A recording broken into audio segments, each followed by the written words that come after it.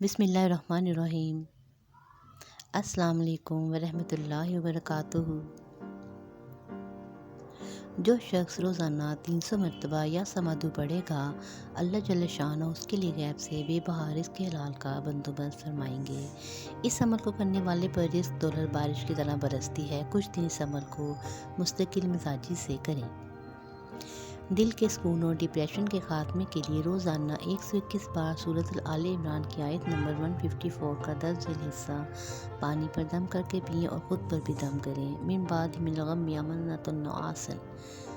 باوضو حالت میں سونے سے پہلے اول آخری ایک مرتبہ درود شریف اور درمیان میں ایک تسبیح یعنی 100 مرتبہ ان اللہ علی کل شیء قدیر پڑھ لیں۔ جب آپ یہ تسبیح پڑھ لیں گے تو اسی وقت ہاتھ اٹھا کر اللہ پاک سے دعا مانگیں کہ یا اللہ میری دولت کی رزق کی پریشانی کو ختم فرما۔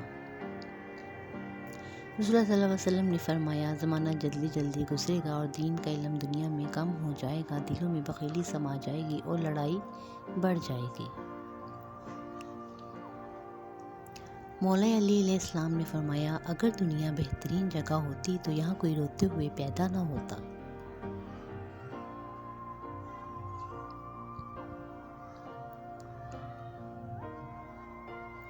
اگر لڑکے یا لڑکی کا رشتہ نہ مل رہا ہو تو روزانہ عصر کی نماز کے بعد 21 مرتبہ یا غفور اول و آخر 3 مرتبہ درود شریف کے ساتھ پڑھیں۔ لڑکی یا لڑکا خود بھی پڑھ سکتے ہیں۔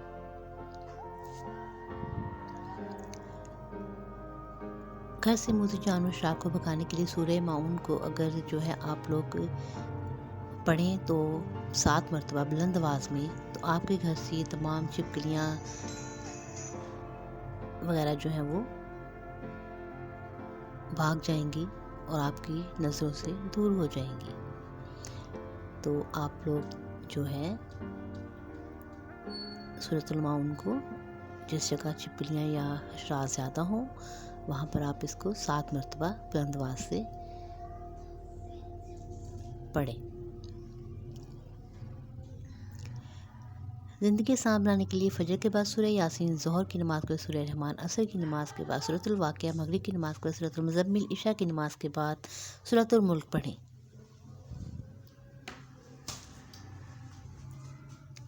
کسی کو برباد کرنے کی سوچ آپ کی بربادی کے لیے کافی ہے۔